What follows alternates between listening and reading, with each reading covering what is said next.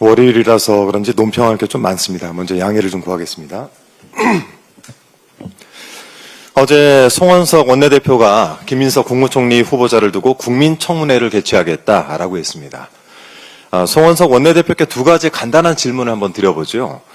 인사청문회 준비 기간 동안 그렇게 김민석 후보자를 음해하고도 분이 풀리지 않았습니까?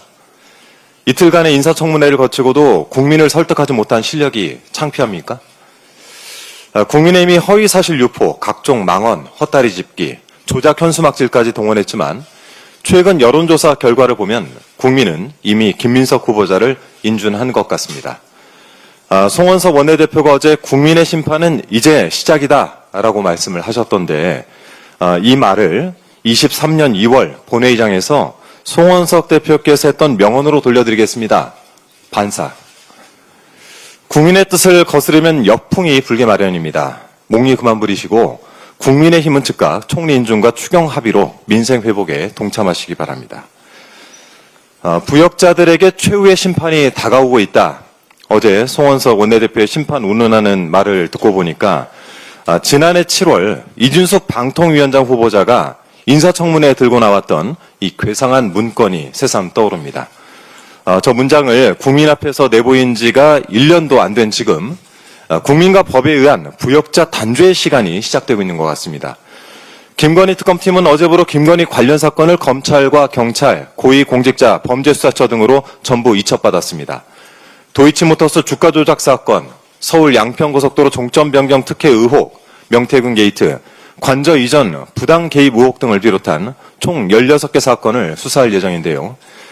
김건희 특검 파견과 관련해서 검찰 내부 분위기를 전한 언론 보도에 따르면 검찰에게 김건희 관련 의혹들은 노다지나 다름이 없는 것 같습니다. 수사할 것도 많고 기소 가능성도 높아서 내부 실적 경쟁이 과열될 수 있다란 우려까지 나올 정도라고 합니다.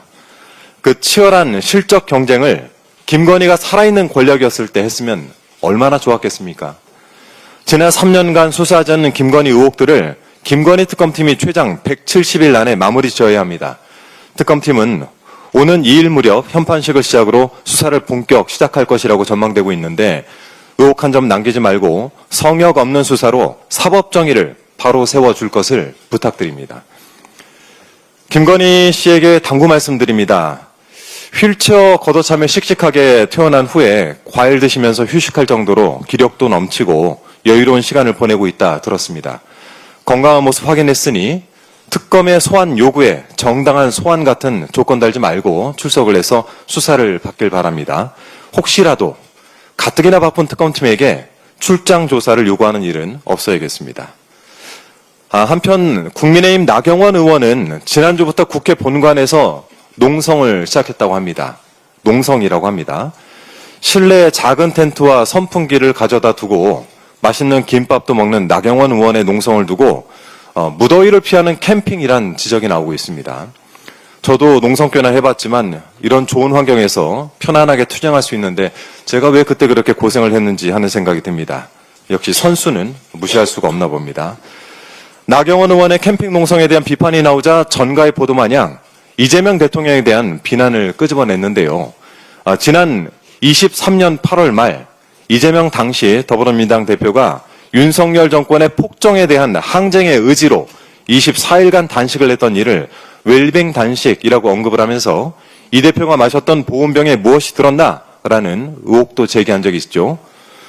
민주당 농성에 대해서는 보온병에 곰탕이 어떻고 소금이 어떻고 근거 없는 의혹들을 가져다 붙이더니 캠핑 농성으로 살짝 긁힌 게 그렇게 아프신가요?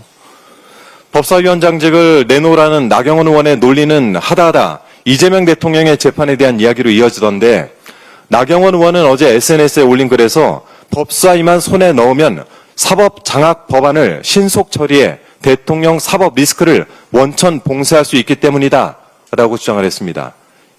이 논리를 뒤집어 보면 결국 법사위원장직을 그렇게 원했던 국민의힘 노림수가 또 이재명 대통령이었던 것이 명확해집니다. 그러니까 나경원 의원이 이 글에서 이재명 대통령의 재판기를 잡으라고 길길이 날뛴 것 아니겠습니까? 오는 7월과 8월로 공판기일이 이미 잡혀있는 나경원 의원의 빠루 사건 재판에나 성실히 임하실 것을 거듭 당부드립니다. 마지막으로 서두에 잠깐 언급했었던 이준석 방통위원장에 대해서 짧게 덧붙이겠습니다. 요즘 이준석 위원장의 행동을 보면 한 마리 미꾸라지 같습니다. 작정하고 국민주권정부에 물을 흐리려고 애를 쓰는 것처럼 보이는데요. 대통령과 임기를 맞추라는 둥, 독임제를 하자는 둥 엉뚱한 소리를 하고 있던데 제가 알던 때보다 더 많이 망가지신 것 같습니다. 부끄러움도 없고 겁도 없고. 지난 금요일 방통위가 컴퓨터 130대 넘는 분량의 하드디스크를 무단으로 처분하려다 들통난 사건이 있었죠. 이준석 위원장에게 묻겠습니다. 위법적인 2인 체제 하에 벌였던 일들의 증거를 인멸하기 위한 것 아니었습니까? 그렇지 않고서야 방통위가 파쇄 업체에 파쇄 용역 의뢰를 전화로만 진행하는 등 공식적인 증거를 남기지 않으려 했던 이유를 설명할 수가 없습니다. 부역자 중에 부역자 이준석 위원장이야말로 최후의 심판을 피할 수 없을 것입니다. 하드디스크 무단 파쇄 의혹으로 이준석 위원장이 고발됐다는 보도가 있었습니다. 김민석 국무총리 후보자에 대한 고발건의 배당이 하루 만에 이루어졌듯이 이 사건도 조속히 배당돼서 수사에 돌입해 추가적인 증거 인멸 시도를 원천 차단해야 할 것입니다. 이상입니다. 다음은 김병주 최고위원.